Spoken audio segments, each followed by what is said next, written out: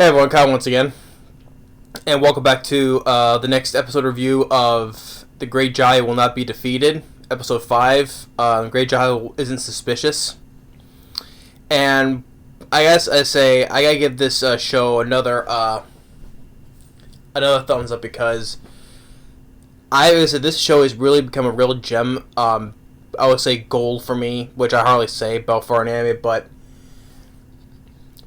For this show, I just really keep on getting better and better as the episodes go along, and especially more on development on Jahy herself as well, because this episode shows how it's more karma to her, and her being more humbled. So, and while at the same time, still got a lot of funny moments still, but just more character development on her. So, which I enjoy, and so because. How Jahy, because how she was this great second in command ruler of the Dark Realm, how she was respected and she was being, being basically a-hole to her peers, torture, whipping, whatever. And now she's been living in the human world, and with limited powers, how she's just being more human, you could say. It's all karma. It's coming back and biting her in the ass, basically. And now she's become more humble about that now, and see how far a great ruler like her has fallen.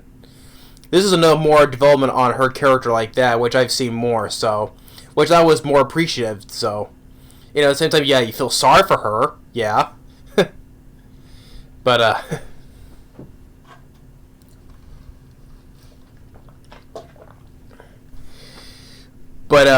more on that though. This is going along. That more like I said, more she's working again, and but at the same time, when she's leaving work, she's come across this police officer, basically because how the way she's dressed. When she's in her adult form, how the way she's dressed is basically almost in a revealing outfit. You can't say, yeah, she kind of looks like a hooker, basically, the way she's dressing. That's how the cops say you're wearing, inappropriate clothing, right? Basically, that's what she kind of looks like.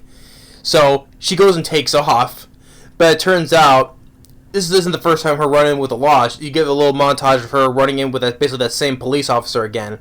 Like, when she's in the sewer, right, trying to look for more of the crystals, and the more going into the police officer. So she's run into this police officer like a couple more times from before, and she has to rely on the landlady or her boss to bail her out. So it's not the first time she's running with the law. So, but as she's running, and she runs back home, and then before she's running back home, she hears that there is this magical girl, the magical girl that basically, in the first episode, who shattered the big crystal, and the reason why she was placed in the human world because of her. And she thinks that is the magical girl, that her enemy. So she gets all fired up and starts running towards where this person is, but it turns out it's this big guy with a mustache dressed up in a girl's outfit, a magical girl outfit. And which that was okay. That was like okay. You didn't see that right there.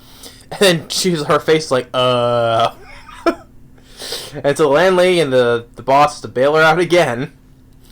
And then the officer comes suspiciously like, wait, did because when we saw her was in her adult form, but then when she at the back of the police station, she's like small, so back in her kid form. It's like, wait, did she shrink? And then the next day, the landlady comes and, because she doesn't have a cell phone, as I said, you should get a cell phone. She got sick, she has a cold, and same does her boss. So, and this is more on the arrogance on the karma part, right? Where she's like, making fun of her because because we don't get cold, we don't get sick or colds, whatever, in the dark realm. And you humans are useless, and basically mocking because for getting sick. But then later, she ends up getting a cold, and she gets like a sore throat, and this place, more like I said, the karma has come back. Basically, say karma's a bitch, basically. And she has a sore throat, and she's feeling very weak, and she has how because she's in the state, lack of magic and all that. Is that how weak she's become? Like I said, it's just more how she's now more humble because that she is now living in this human world and basically living a human life. She's now thinking how far a great second command ruler of the Dark Realm has far as fallen. He's thinking how weak she is, to succumb like to human sickness and all that, and then all of a sudden, an unexpected twist. While she's both being sick, she answers the door. Well, before that, her boss gave her some food to help feed her, right? Some rice and stuff. But after that, she opens the door again. Boom, the magical girl that's basically centered to this world, the human world, is there.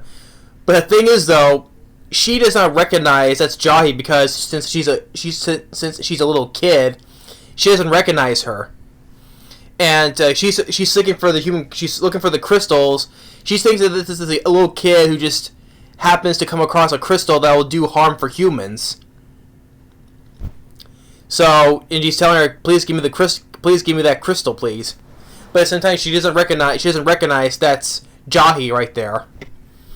And although Jahy knows that's her, though, it's like get back, and all that stuff. But she can't do anything. She's like feeling powerless to stop her. And then also the landlady comes by, and this is a part where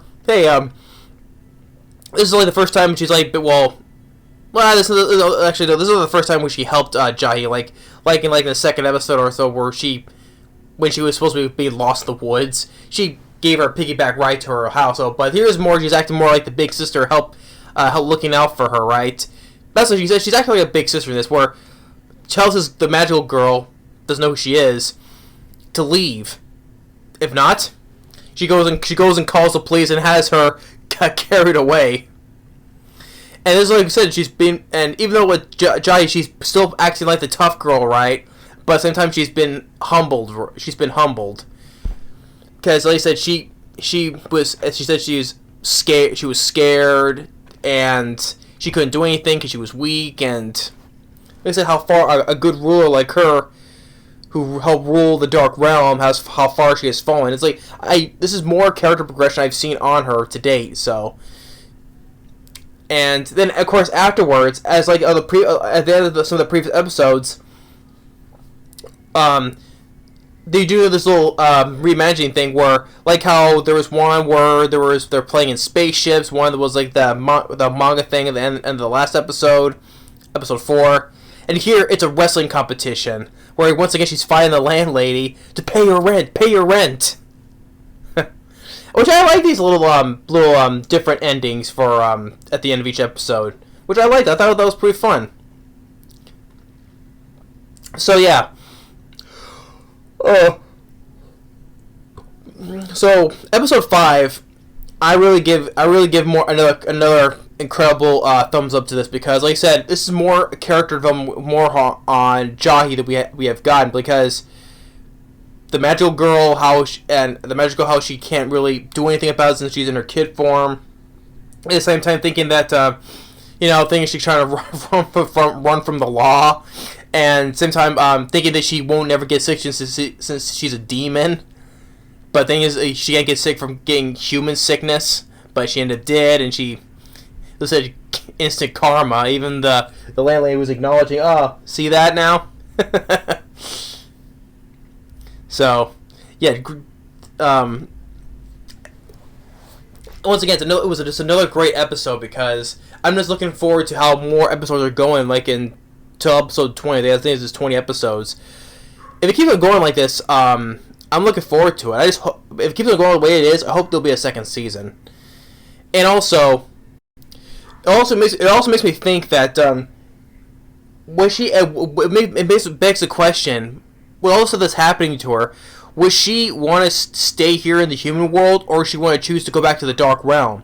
But the thing is, though, well, it's kind of the same thing, like similar to a Devil's a Part-Timer.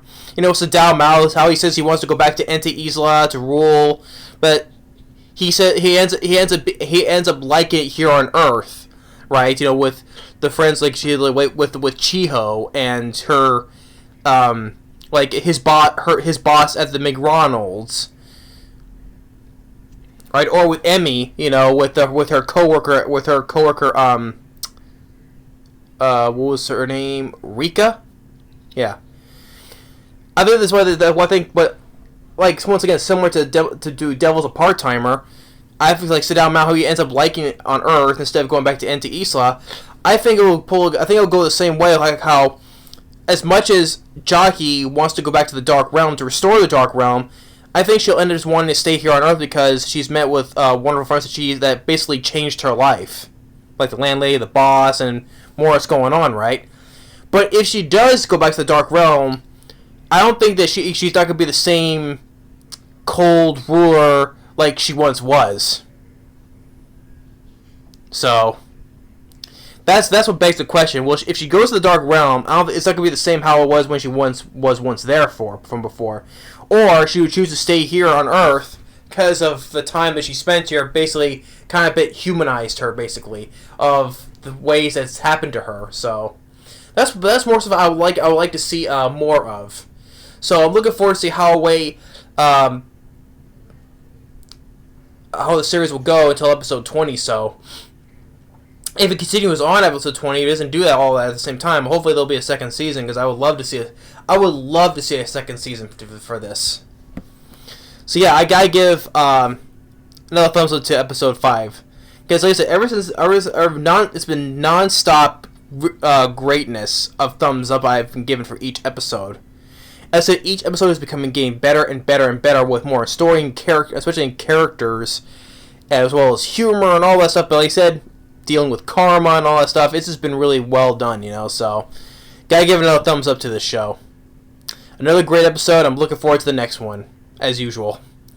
So that's my review for episode 5. Jahy Isn't Suspicious.